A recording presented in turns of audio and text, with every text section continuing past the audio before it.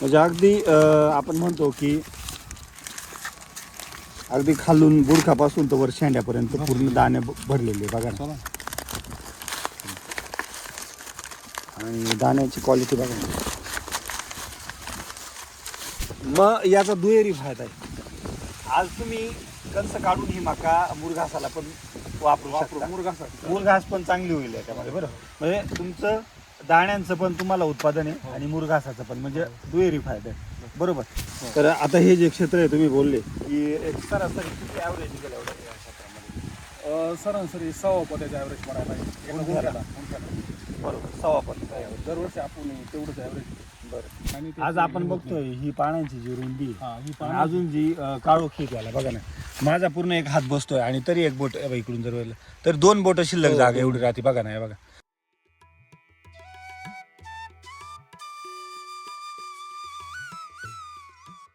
Sir नमस्कार. नमस्कार. तुमचा इथला परिचय द्या ना. माझं नाव दत्तप्रसाद रेवगडे, राहणार तालुका अकोले, जिल्हा अहिल्यानगर. सर आता आपण मकाच्या प्लॉटमध्ये दिसला, बरोबर. हे जे आपण मका बघतो हे क्षेत्र किती आहे सगळं? हे क्षेत्र आता इथं एक बिघायचं आहे, मोठे आहे.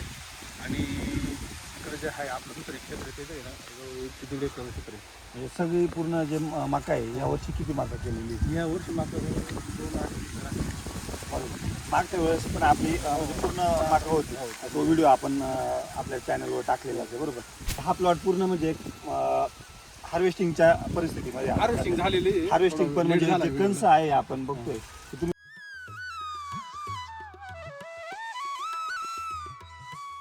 ते पाडलेले आहे. आज जर कणसांची क्वालिटी बघितली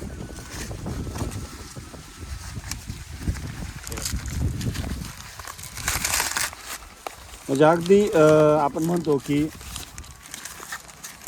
अगदी खालून बुडखापासून तर वर शेंड्यापर्यंत पूर्ण दाणे भरलेले बघा ना. आणि दाण्याची क्वालिटी बघा ना. तर आता हे जे क्षेत्र आहे तुम्ही बोलले की एक सरासरी किती ॲव्हरेज निघेल एवढं या क्षेत्रामध्ये? सरासरी 6 पोत्याचा ॲव्हरेज पडायला आहे. गुंठ्याला. बरोबर, 6 पण. दरवर्षी आपण तेवढंच ॲव्हरेज. बरं. आज आपण बघतोय मकाची जी हाईट आहे, आता जर खाली बघितलं आपण, तुम्ही दाण्यांसाठी जर मका केली तर आपण पातळ टोकन करतो हाताने, पण तुम्ही ही मशीननी केलेली मशीन दाट मका आहे. त्याच्यामुळं अगदी फार 2-2 बोटांवर काही काही आहे. त्याच्यामुळं काही शेतकरी म्हणतील का बाबा जो दांड आहे तरी दांड जो आहे तो चांगला मजबूत आहे बघा ना. म्हणजे एवढे दाट असताना सुद्धा. आणि वर तर बरं हाईट जर बघितली असं जवळजवळ आता 7 फुटाच्या वर असतो तरी आज जर मका बघितली तर हिरवीगार मका. म्हणजे तुम्ही आता याचा पूर्ण वाळलेली. बरोबर. आपण सगळं जर शेतामध्ये बघितलं पूर्ण जो आपण कणस खाली पाडले ते वाळून गेलेले आणि दाना सुद्धा वाळलेला आहे बघा. दाना पण झालेला आहे. दाना पण झालेला आहे. मग याचा दुहेरी फायदा आहे. आज तुम्ही कणस काढून ही मका मुरघासाला पण वापरू शकता.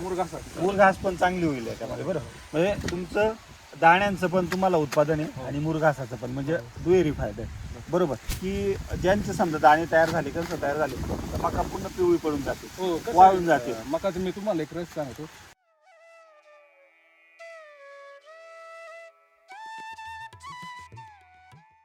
ज्यावेळेस मकाचं कणीस काढलं जातं त्यावेळेस ती 3 ते 4 दिवसातच वाळून जाते पूर्ण. बरोबर. आज हा प्लॉट 5-6 दिवसात झालेला आहे. तुम्ही नजर करून तुमचं पूर्ण हिरवा प्लॉट दिसते. बरोबर. आता कणस पूर्ण वाळलेली तुम्ही हे बघा, बघा. आपल्या हातात. हो बरोबर. आतमध्ये आपण कणस पाडलेले हो, कणस पूर्ण कटिंग झालेली पूर्ण झाली.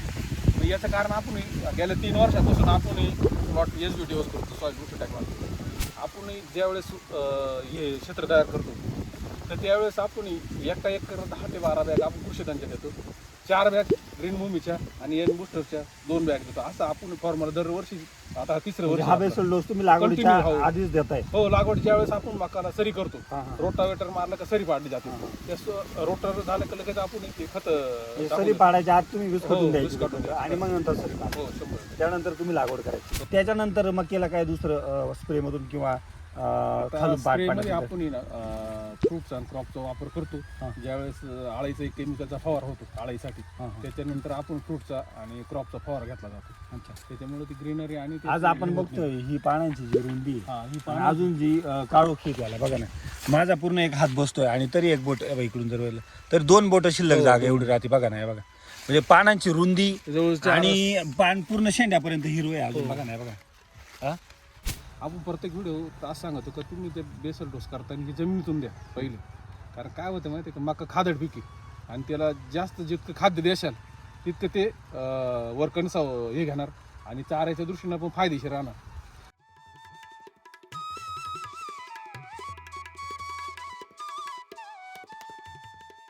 म्हणजे त्यासाठी तुम्ही बेसल डोस करणं गरजेचं आहे. त्यासाठी तुम्ही पूर्ण SBTचं शेड्यूल आहे त्या पद्धतीने गेलं तर तुम्हाला 50-55 ॲव्हरेज सुद्धा पडत आहे. आणि सरासरी एकरी जो खर्च आहे, तुम्ही आता 10 बॅग कृषीधन म्हटले, 10 ते 12 बॅग हा 10 ते 12 बॅग 12 बॅग वापरतो आपण. कृषीधन आणि यन बुस्टर आणि आपण हे दिले ग्रीन ग्रीन भूमी हो. 3 ते 4 बॅग. तर असा टोटल एकरी खर्च किती झाला? एक साधारण तुम्ही आता ग्रीन भूमी 428 आणि 3 आणि 2200 एक लमसम 15 हजारापर्यंत एकरी खर्च येतो. ह्या जर आपण ह्या शेड्यूलला गेलं तर बरोबर आहे सर. जे मका उत्पादक शेतकरी आहे त्यांना जर तुमच्याशी बोलावंसं वाटलं आणि तुम्ही कशा पद्धतीने नियोजन करता, तर एक फोनच्या माध्यमातून तुम्ही त्यांना ते मार्गदर्शन करू शकता. तर त्याच्यासाठी तुमचा फोन नंबर माझा मोबाईल नंबर आहे 97 83 या ठिकाणी मी आणखी एक सांगू इच्छितो की जे आपले मका उत्पादक शेतकरी मुरघासासाठी जर करत असतील किंवा जनावरांच्या चारा पिकासाठी असेल किंवा दाण्यांसाठी जर मका करत असेल, तर नक्कीच या ठिकाणी तुम्ही मकासारख्या पिकाला जो आपण युरियाचा अतिवापर करतोय तो अतिवापर कुठंतरी आपण थांबवला पाहिजे. कारण युरियामुळे आपल्या जमिनी पण नापीक होत चालल्या आहे किंवा त्याच्यातला जो कस आहे जमिनीतला तो कस कमी होत चालला आहे आणि त्यामुळेच आपल्या चाऱ्यात सुद्धा जो कस पाहिजे तो कस येत नाही आहे. तर त्याला पर्याय तुम्ही जर चांगल्या पद्धतीनं जर SBTचे हे जे कृषीधन आहे, ग्रीन भूमी आहे आणि यन बुस्टर आहे,